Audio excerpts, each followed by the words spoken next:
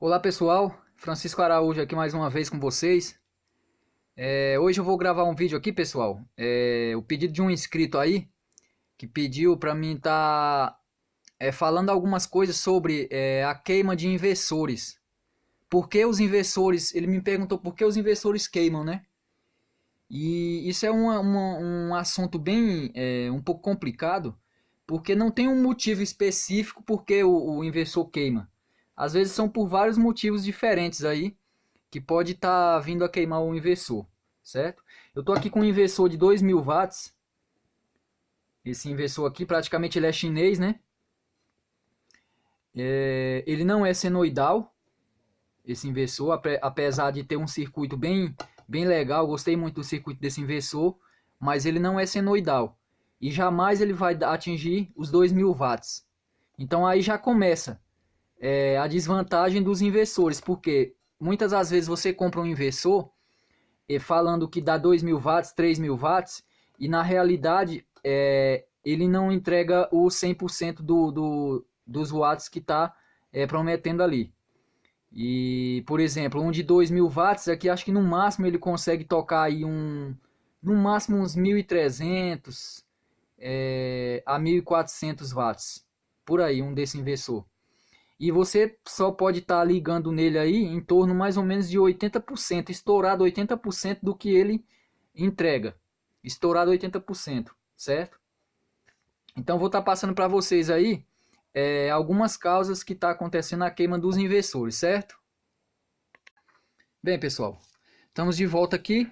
Agora eu vou estar falando aqui o seguinte: os inversores. Por exemplo, você vai usar no máximo estourado 80% do inversor, certo? Então, um inversor de 3.000, você tem certeza que entrega 3.000? Você coloca ali mais ou menos em torno de que você pode estar usando nele. Usa uns 2.400, 2.200 por inversor, certo? Uma outra coisa legal de você estar fazendo é o seguinte: você usar os seus inversores, por exemplo, vamos pôr aqui, um inversor.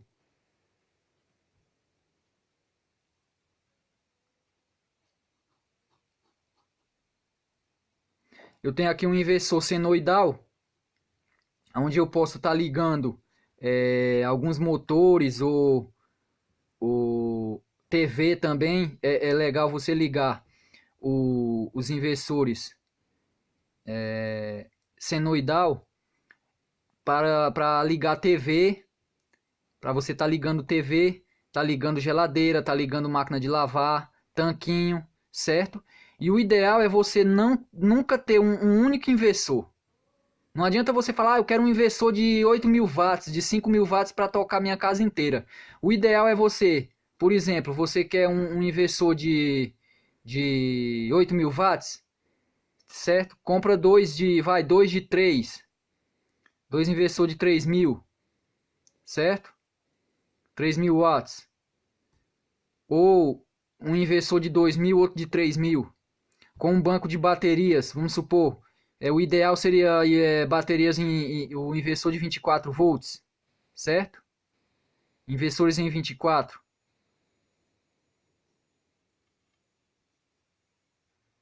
Fazer umas baterias aqui meia feia, mas está valendo.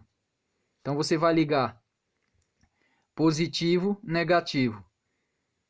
Negativo, positivo. Você vai ligar do negativo para o positivo.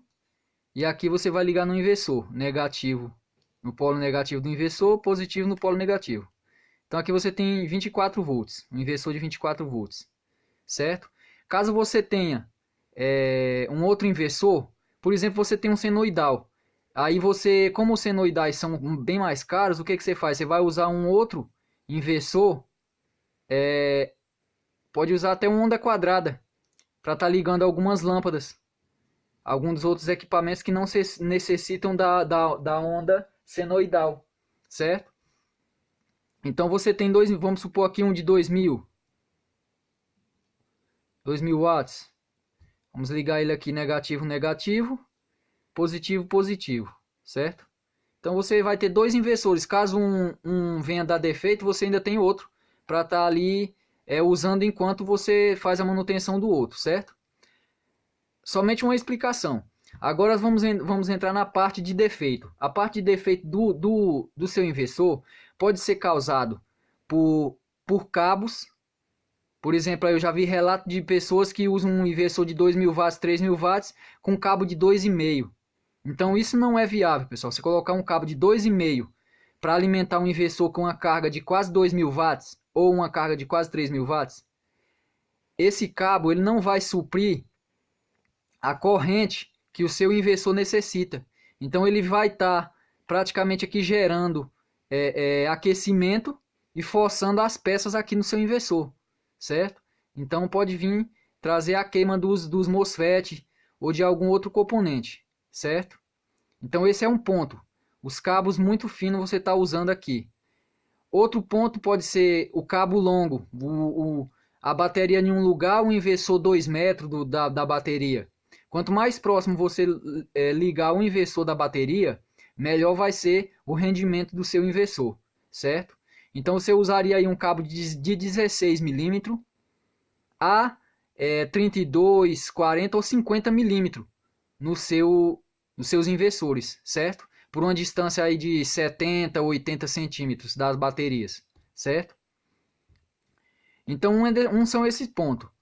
O outro ponto é, por exemplo, você tem inversores 24 volts, você tentou ligar uma geladeira da partida na geladeira com um inversor de 2.000 ou 3.000 watts, certo? Quando você tenta dar essa partida, o seu inversor tenta armar e a geladeira não vai. Ela não vai conseguir armar. Se o problema não for cabo, uma das duas baterias aqui não está mais com a carga normal dela, certo? Eu falo porque já aconteceu comigo. Então, se uma dessas baterias aqui não tem mais carga, ela não vai fazer o ciclo dos 24 volts que o inversor necessita, certo? Então, pode provocar também a queima do inversor desse, como já aconteceu comigo. Já queimou um inversor porque uma das baterias não estava mais em pleno funcionamento, certo? Então, é um outro ponto.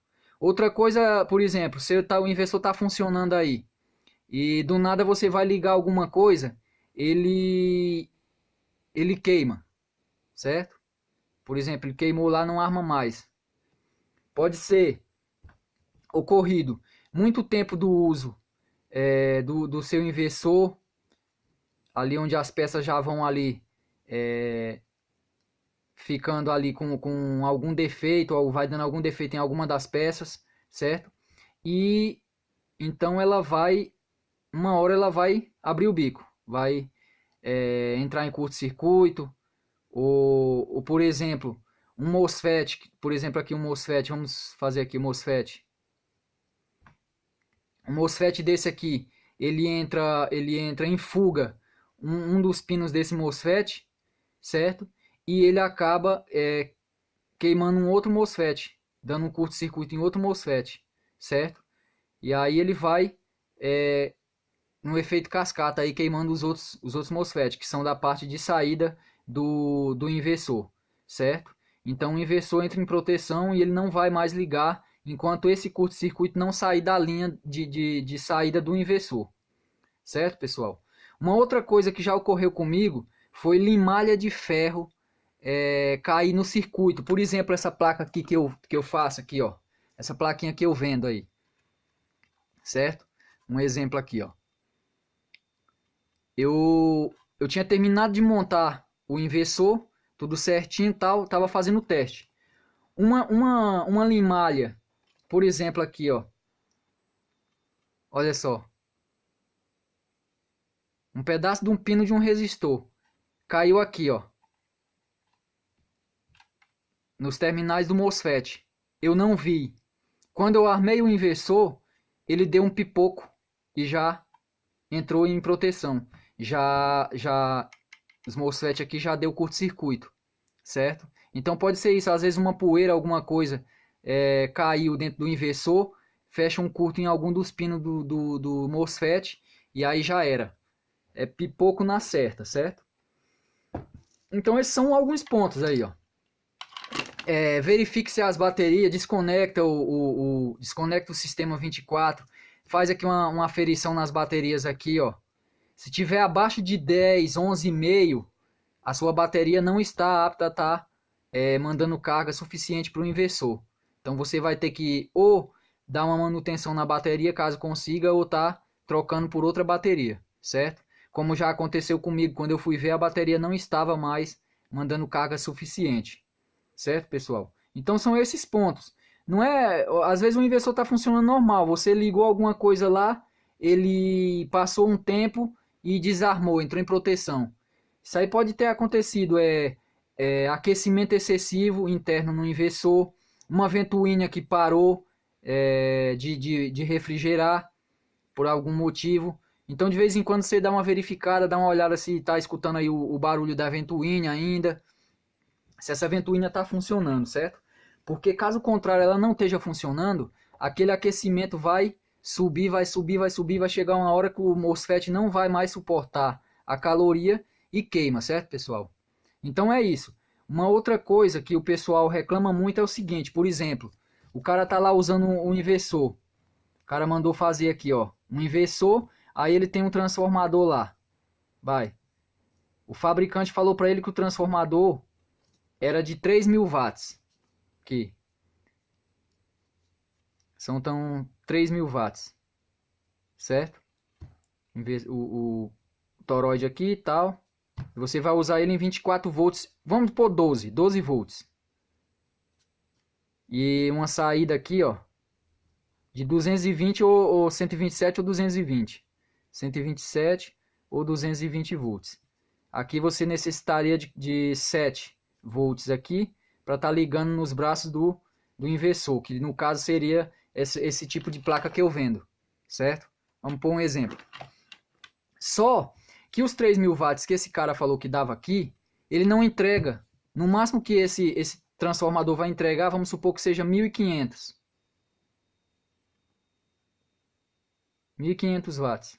Então tá tendo muito problema, porque quando o cara vai lá ligar uma coisa pesada na saída desse transformador, o transformador vai forçar aqui e posteriormente ele já vai forçar a sua placa.